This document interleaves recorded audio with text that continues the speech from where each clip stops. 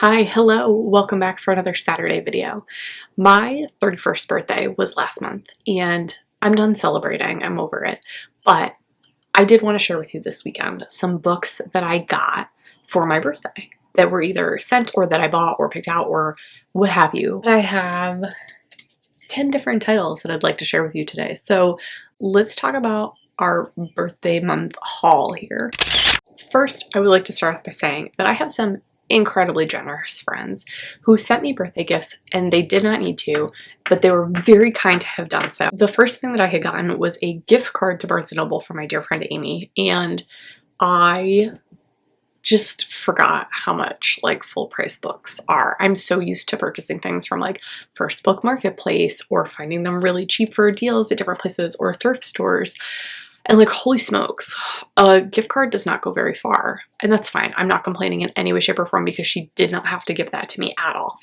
But I did get 3 titles. And the only reason I was able to get 3 was because they had a buy one, get one half off sale when I happened to go. So it just all worked out for the better. These are the 3 titles that I picked up. 2 of them are obviously the buy one, get one. And then another one I paid for full price because I really wanted it because it had been highly recommended. So okay, the first book that I got was super adjacent. This is by Krystal Cestari, and this is about a gay romance with superheroes. Come on, like, that's a seller by itself. There are 2 girls who work for Warnet, which is Warrior Nation. There's Claire and there's Bridget. Claire just started an internship there, so she's like super into this, fresh meat, really excited about it. But she starts to develop some feelings for one of the Warnet superheroes and things get a little complicated. Bridget wants out of Warnet. She has also dated a superhero. His name is Matt for a long time. She's over it. She's done. But then she meets Claire and she decides that Claire needs a mentor and she needs a wingman. And so she's like, I'm not going to give this up yet. I'm going to stick it around. I'm going to help Claire. But then all of a sudden, the superheroes just like disappear. And Bridget and Claire have to figure out how to save the world. So it becomes this whole like normal the hero kind of trope, and they have to save everybody and like figure out how to stop what's going on and bring the superheroes back. So this seemed like a super fun read and I was really excited about it, especially since it was part of the buy one get one half off deal.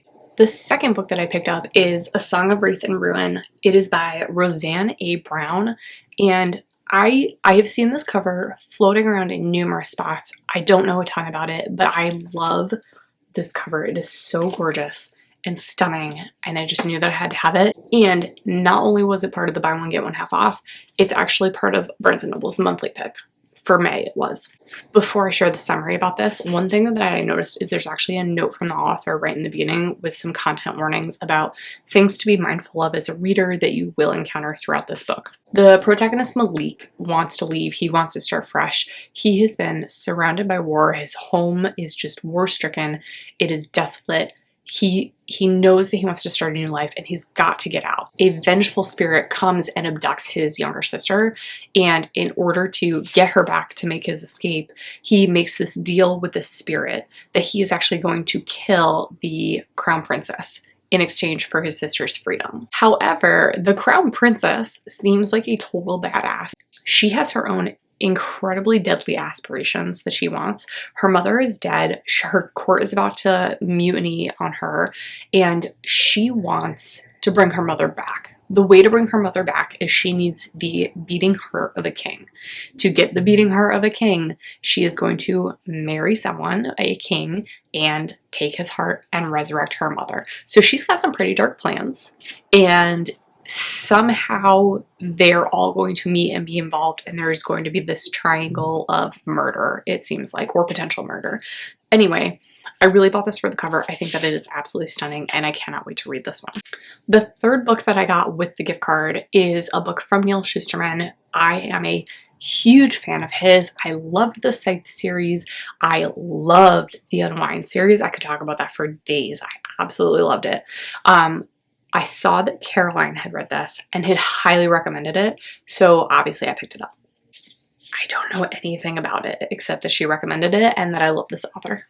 The protagonist, Ash, is a tackle on his high school football team. He is used to taking lots of hard hits, but one game, one hit kind of knocks something loose in his brain. There's a concussion and things just don't appear how they always have appeared before. He starts to be able to, I think from what I understand, go to like alternative universes. Basically, he has this opportunity to see the world through different perspectives, like different ways of things working themselves out. So he's also trying to put his life back together to get back to his like normal reality. But while he's trying to figure that out, he's experiencing all these different things that could be happening in his life. While all that's going on, he's obviously questioning the world that he lives in, everything about him, and the way that he sees and thinks about the world that he's living in, and like who he is as a person as well. So I know that I'm probably going to love this book, and I can't wait to read it. The next book I want to talk about was actually something that was sent to me by the author. It was not a birthday gift, but I'm going to count it as one because it showed up right before my birthday. This is called The Edge of Anything, and it is by Nora, Shalaway, Carpenter.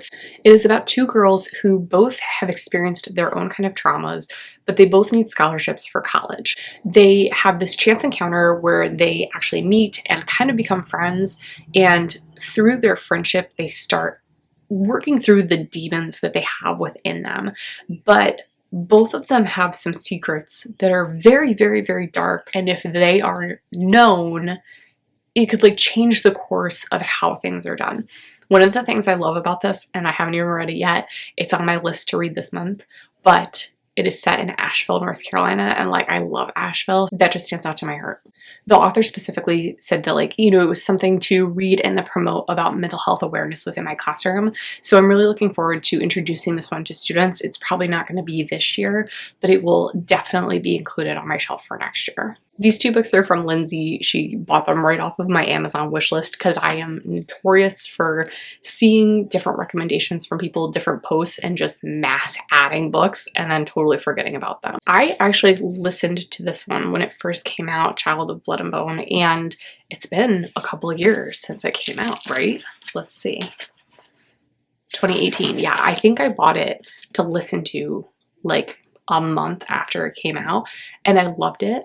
And then I never got a hard copy of it, and I wanted to, obviously, that's why I had it on my wish list, and I haven't read the second one yet.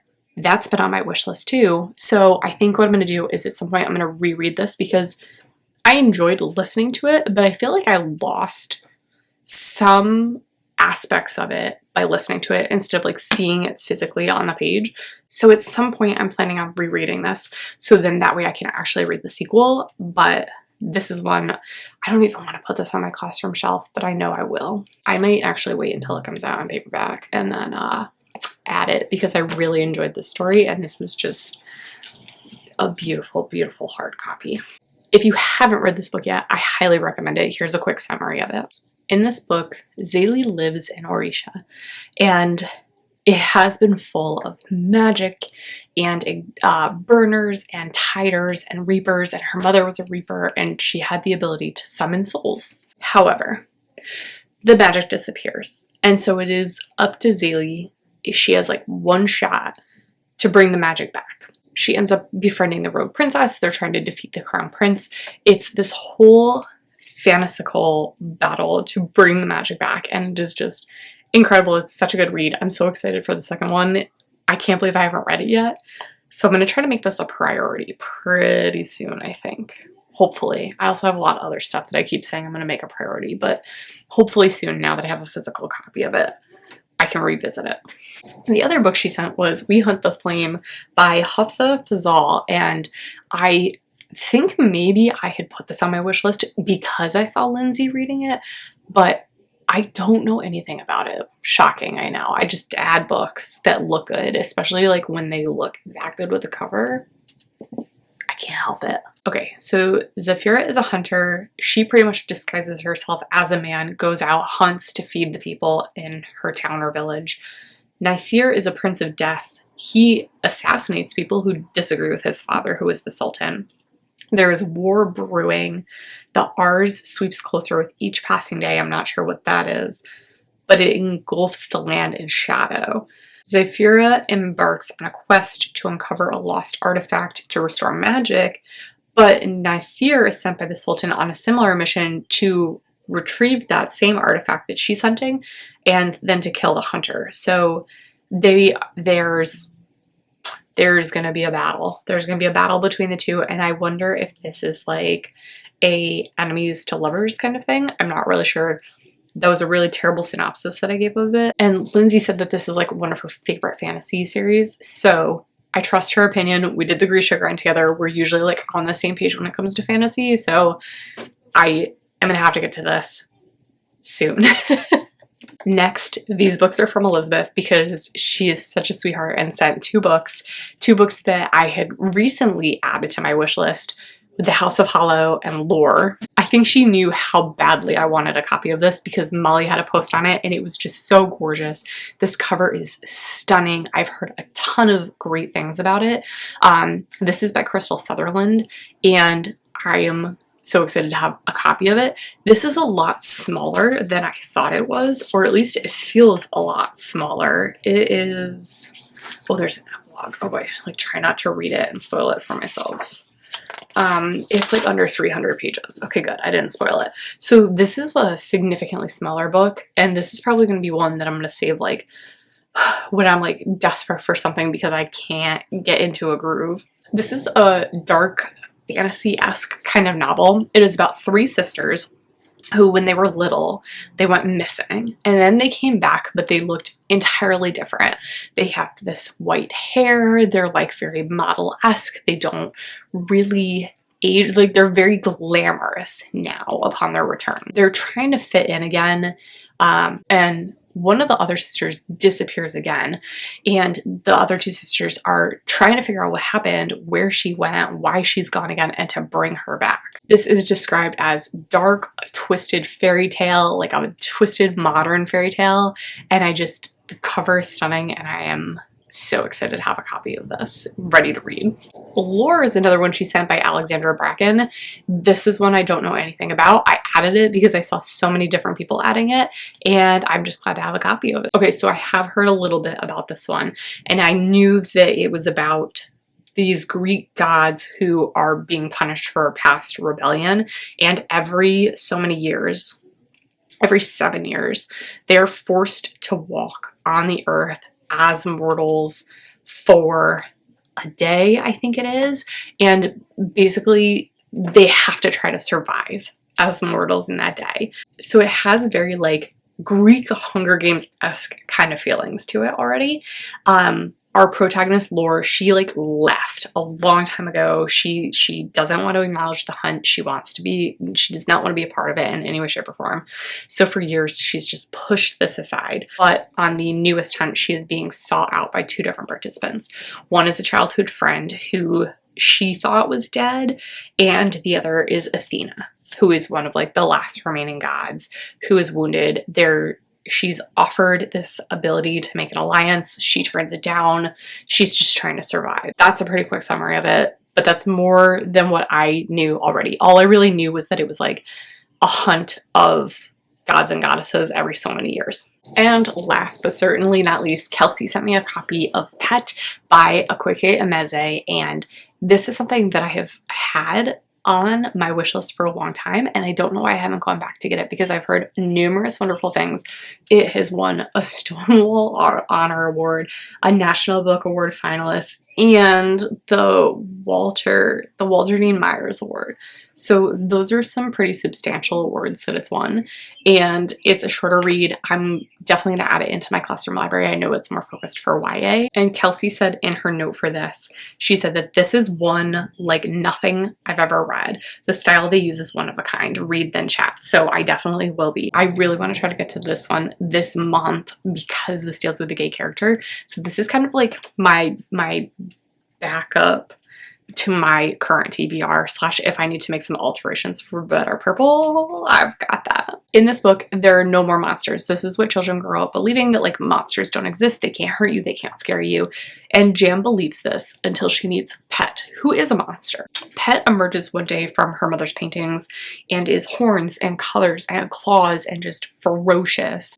Pet has told Jam that she has come to hunt a monster, and the monster is living in Redemption's house, which is her best friend's house. Jam basically has to protect her friend, protect her family, protect her loved ones, and she kind of questions, like, why all of a sudden is this coming back? And when you've grown up knowing that there are no monsters that exist, and then suddenly they exist again, that's really mind-altering. They have to uncover the truth of what is going on, and they also have to answer this question: how do you save the world from monsters if no one is willing to admit that they exist? I wonder what Kelsey means about the style of writing, because it is written in prose, so there must be like some embellishments, some kind of detail, like this certain style of how it's written. I'm just not really sure what that means, but I'm looking forward to reading this book. All right, so these are the 10 amazing books that I got during my birthday month. I really tried to have some self-control and not go out and splurge all my money on books, because I have plenty as it is. This will keep me busy for quite some time, and I'm looking forward to reading all of these. That is it. That is all that I have for this Saturday. Thank you so much for hanging out and watching. If you have read any of the books that I shared today, please feel free to comment and tell me like your thoughts, your feelings. If you haven't read anything and you want to do a buddy read, let me know, because I am highly interested in trying to step up my buddy reading game, especially for like this summer. But that is all that I have for this week. So I will see you back here next Saturday for another video. Bye.